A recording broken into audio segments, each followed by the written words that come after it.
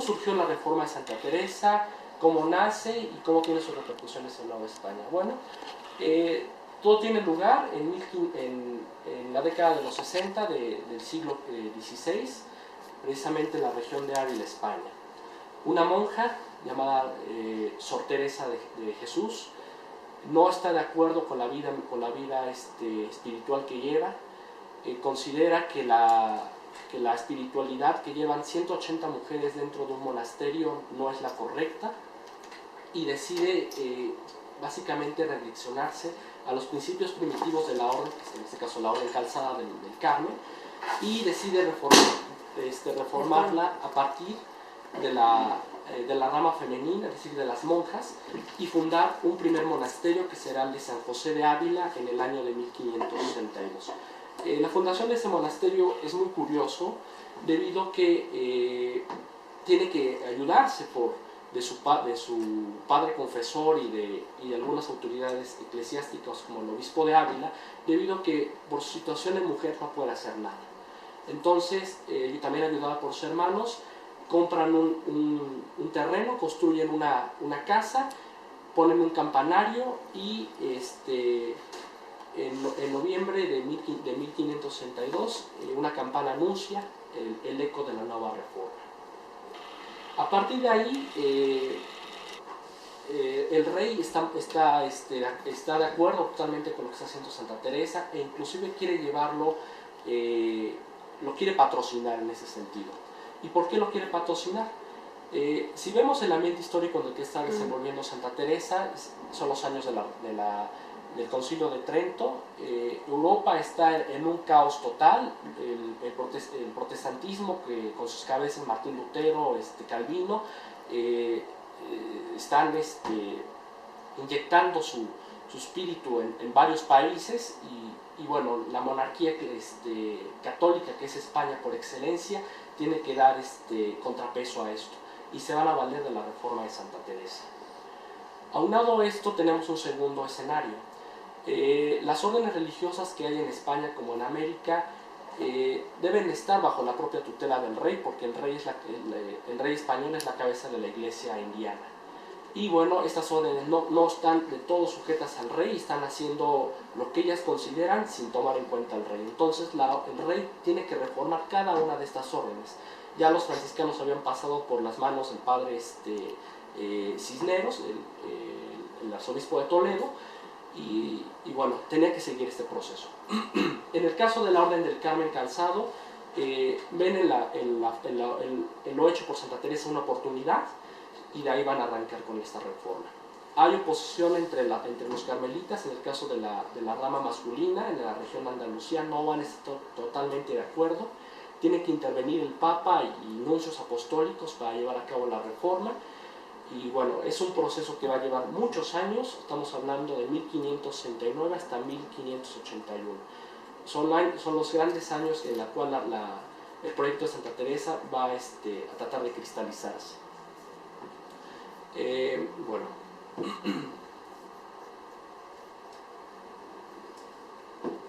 durante estos años igual van a caer prisioneros San Juan de la Cruz, debido a que no está de acuerdo con lo que están llevando a cabo los carmelitas calzados. Y bueno, finalmente, a pesar de la posición que establecen los calzados con sus padres superiores, los descalzos logran independizarse y formar una provincia aparte de los calzados.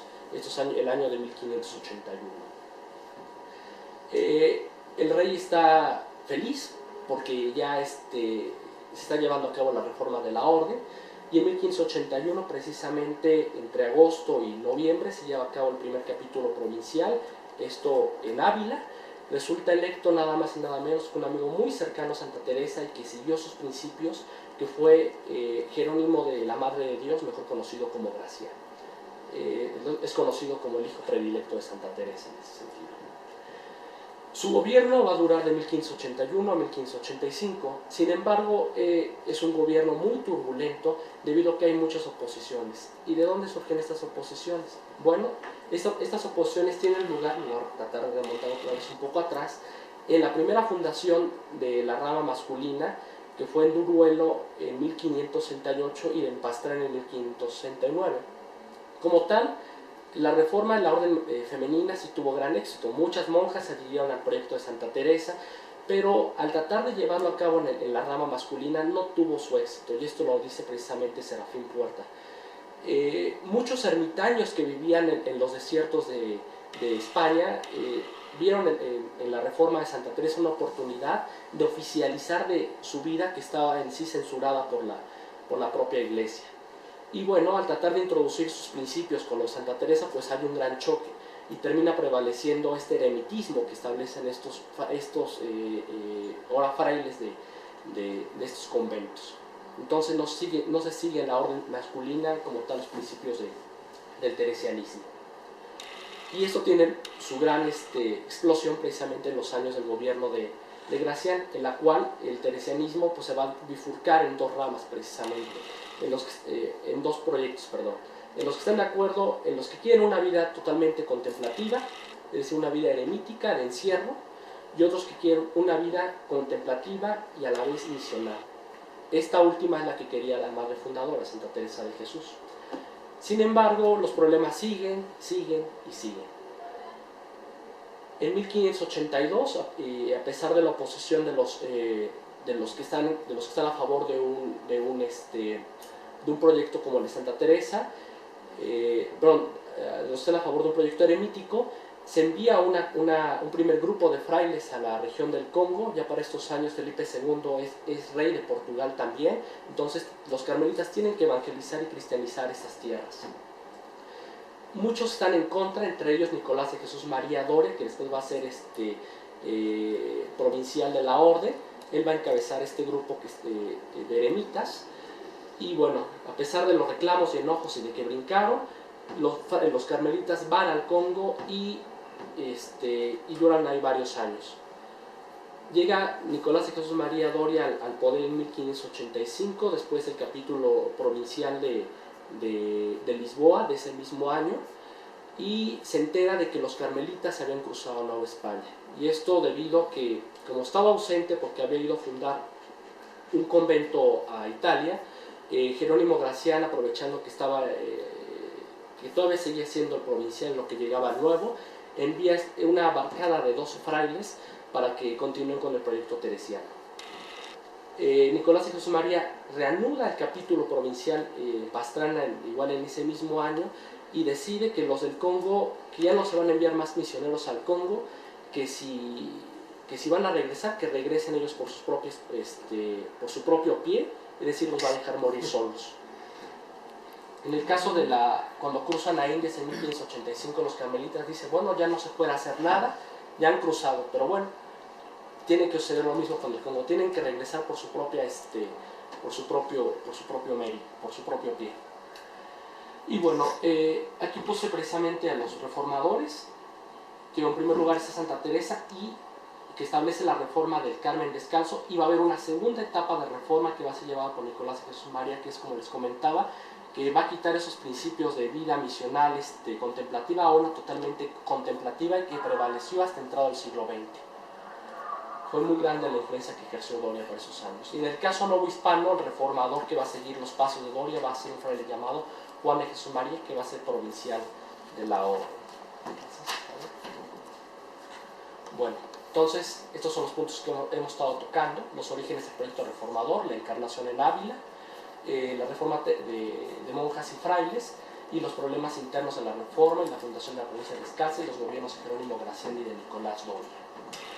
Bueno, ¿por qué hay problemas entre la rama de los frailes? Bueno, cuando Nicolás de Jesús María toma control del poder, esto en 1585, decide realizar una serie de reformas. Las constituciones que habían aprobado en 1585 para la orden descalza vuelven a ser reformadas. Él establece una nueva periodicidad para los gobiernos del provincial y después del general, cuando ya se eleva a congregación la orden en 1587, y después cuando se establece ya en orden en 1594, en 1592, y estas van a establecer de tajo cómo va a ser la vida espiritual, y quien no estuviera de acuerdo o es encarcelado o va a ser expulsado de la orden. Y esto fue lo que le pasó al padre Gracián por no estar de acuerdo con Doria. Bueno, quiero que entendamos un poco lo que son los principios de la orden y qué fue lo que dice Gracián. Y de aquí me voy a valer de lo que dice precisamente el padre Serafín Puerta.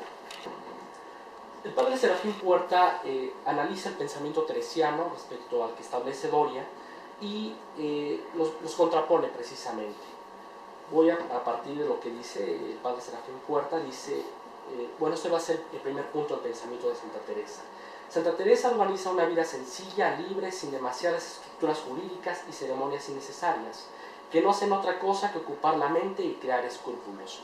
Es decir, lo que busca Santa Teresa es que cada uno viva su propia espiritualidad, que busque el camino para llegar con Dios, y para esto va a escribir algunos libros como El Camino de la Perfección y Las Moradas o Camino Interior, para que cada uno encuentre su camino de llegar a Dios y bueno, sin tener restricciones como son las propias leyes. ¿Qué va a hacer Doria? Los reformadores recargaban de ceremonias y prácticas externas la vida comunitaria, donde todo se regulaba por ley minuciosamente, es decir, toda la vida espiritual va a estar regulada. Segundo punto, Santa Teresa sabía que criaba almas para Dios. No se podía tratar a todos por el mismo rasero, estando en la perfección de lo interior y en el amor al prójimo. ¿Y qué van a hacer los reformadores? Ponían toda la perfección en la igualdad de la observación regular, es decir, el cumplimiento de lo prescrito garantizaba, más que el Evangelio, la salvación eterna y la perfección. Totalmente contradictorio con lo que establecía Santa Teresa. Un tercer punto. Santa Teresa pedía discreción en la penitencia corporal y no los palos de ciego con penitencia de bestias. Santa Teresa era enemiga de las penitencias que llevaban a cabo los frailes, es decir, el estarse flagelando, estar de penitente toda la noche con 2 cirios en las manos e hincado. ¿Y qué van a hacer los reformadores? Los reformadores exigían grandes penitencias y privaciones. Mientras más se flagelaran, mientras más castigos corporales hicieran, iban a alcanzar un nivel superior de espiritualidad. Un cuarto punto. Para Santa Teresa son necesarios los momentos de alegría, esparcimiento y recreación en común. Santa Teresa considera que sus hijas, al igual que sus hijos, deben salir de la vida del claustro, es decir, deben tener contacto con la gente, deben de pasear en los jardines, tener contacto con la naturaleza. ¿Y qué van a hacer los reformadores? No veían en esto sino peligros y pérdida de tiempo en obras de disipación. Es decir, van a estar encerrados, orando y regulados, no más. Un quinto punto, que va en el pensamiento de Santa Teresa. Las virtudes y valores humanos son para Teresa tan necesarios para el trato con los demás, que sólo a través de ellos se pondrá de manifiesto la vida teologal, siendo esta pura ficción si faltan las obras. El bien y el amor de los prójimos es el termómetro, aunque sea con imperfección, que mide la perfección de la religiosa. ¿Y qué van a decir los reformadores? Que confundían perfección con encogimiento y no veían en el trato de amistad y hermandad, sino peligros para la observación e incluso pecados. Bueno, esto entre otras cuestiones. Así que el teresianismo que van a terminar estableciendo estos hombres va a ser totalmente contrario a lo que decía la madre fundadora. Y bueno, estas son algunas ilustraciones. El monasterio de Mansera en España va a ser la reubicación del de Duruelo, debido a que no prosperó del todo. Dentro de la orden va a ser muy famosa la creación de los desiertos, de las casas de retiro, esto establecido por el padre Tomás de Jesús durante el gobierno de Doria. ¿Y esto qué significa en los desiertos? Va a ser la obra culmen de la reforma hecha por Doria, es decir, que el proyecto de una vida contemplativa se ve reflejado en sus monasterios. Y en España se fundaron varios, entre ellos el de Batuecas, que es muy famoso. En el caso del obispado se fundó uno en los montes de Santa Fe, que en 1605, que después fue reubicado a principios del siglo XX en los montes de Mixcongo, en el Estado de México. Y este es el monasterio de la Encarnación, donde profesó Santa Teresa muy joven, y que bueno, de ahí va a ser el punto de partida al nuevo monasterio reformado en 1562. Y bueno, ese es el Monte Carmelo que está en las regiones de Palestina.